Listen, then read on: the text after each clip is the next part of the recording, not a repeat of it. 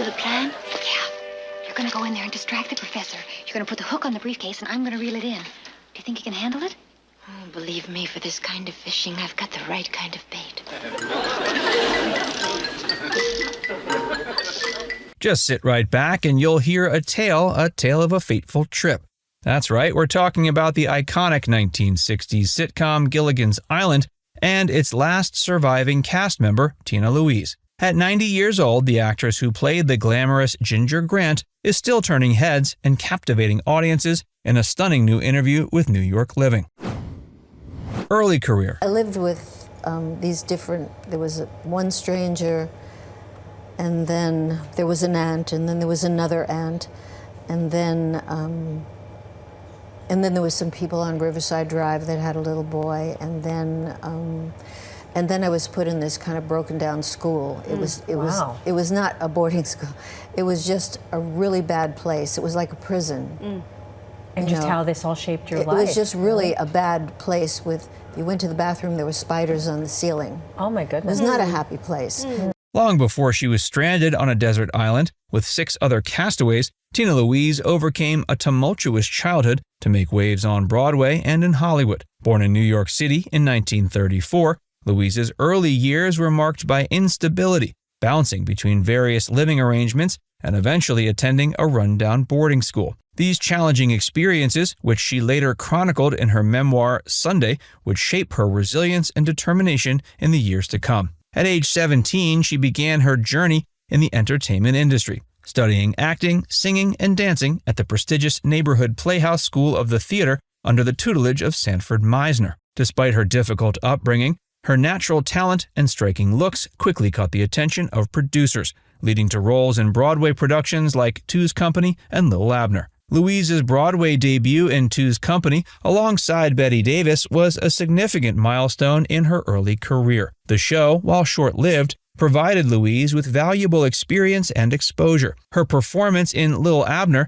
as Appassionata von Climax further showcased her ability to captivate audiences with charm and presence. In 1957, she ventured into the world of music, recording her only album, It's Time for Tina. The album, featuring a dozen tracks, including Tonight is the Night and I'm in the Mood for Love, demonstrated her versatility as a performer. Her transition to Hollywood came in 1958, with her film debut in God's Little Acre. Her performance in the film was well received, earning her a Golden Globe for New Star of the Year. This recognition set the stage for what many expected to be a long and successful career in serious, dramatic roles. Following her debut, Louise appeared in several other films, including westerns like The Trap and The Hangman, showcasing her range. But feeling constrained by the roles available to her in Hollywood, Louise made the bold decision to relocate to Italy in 1960 to star in films like L'Assedio di Siracusa and The Warrior Princess.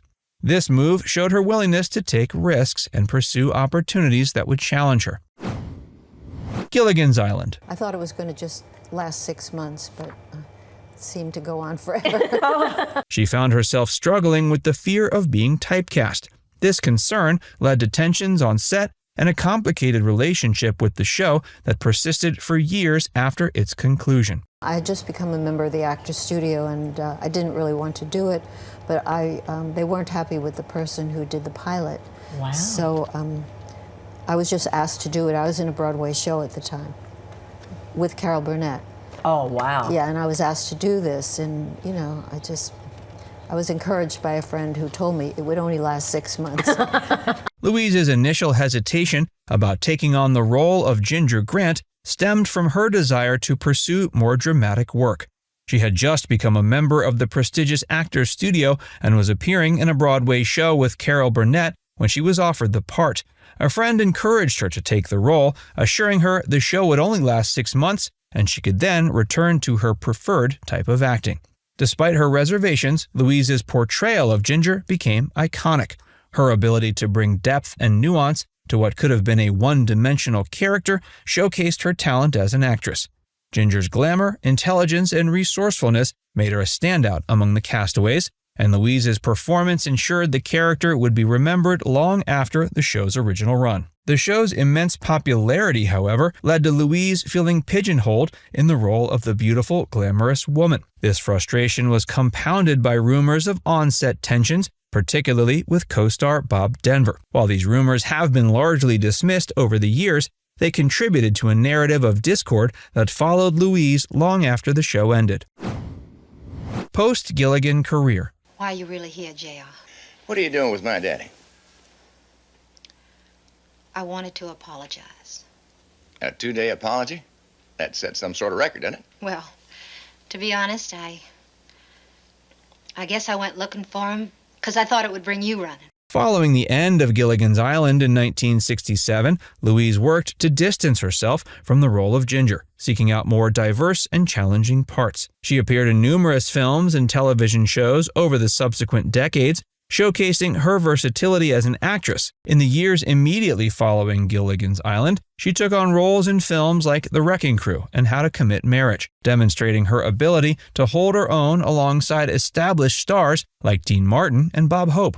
She also made guest appearances on popular shows of the time, including Kojak and Dallas. While her post-Gilligan's Island career may not have reached the heights some had predicted early on, Louise continued to work steadily in the entertainment industry. She took on challenging roles in made-for-TV movies and appeared in off-Broadway productions. In the 80s and 90s, she continued to act while also exploring other interests. She became involved in children's literacy programs and wrote a book titled When I Grow Up, reflecting her commitment to education and her desire to make a positive impact beyond the entertainment world. More recently, she's taken on roles in independent films like Late Phases and Tapestry, demonstrating her enduring talent and appeal well into her later years.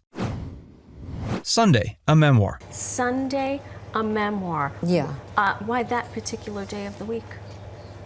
Because that was the day that someone might visit, but not often. And I wrote about it because, and it took me a long time to get my thoughts together on it, because basically I was gagged on talking about it. In August 2024, at age 90, she made headlines once again with a candid and engaging interview promoting the re-release of her memoir, Sunday.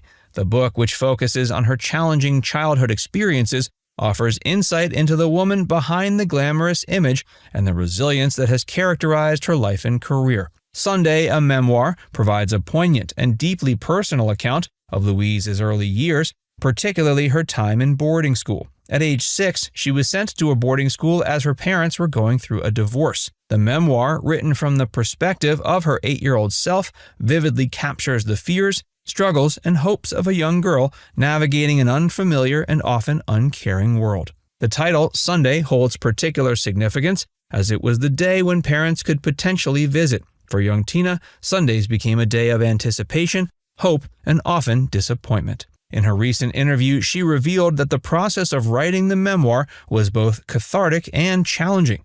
She explained that the memories of her time in boarding school had been suppressed for many years, only resurfacing when her own daughter reached the age of 8. This triggered a flood of recollections. The memoir delves into various aspects of her childhood, including her coping mechanisms, friendships formed in adversity, and the fantasies that provided her escape from her daily reality. One particularly touching detail is her description of a blue stone, the color of her mother's eyes, which became a tangible link to the world she had left behind. The re-release of Sunday as an audiobook has given Louise a new platform to discuss her experiences and reflect on how they shaped her life and career. In her recent interviews, she's spoken about the therapeutic nature of revisiting these memories and sharing them with the public. Her openness and vulnerability in discussing this challenging period of her life have resonated with fans and newcomers alike, adding depth to the public's understanding of the woman behind the glamorous Ginger Grant persona. Now it's time to hear from you. What's your favorite Ginger moment from Gilligan's Island? And how do you think Tina Louise's revelations about her childhood have changed your perception of her? Let us know in the comments section below.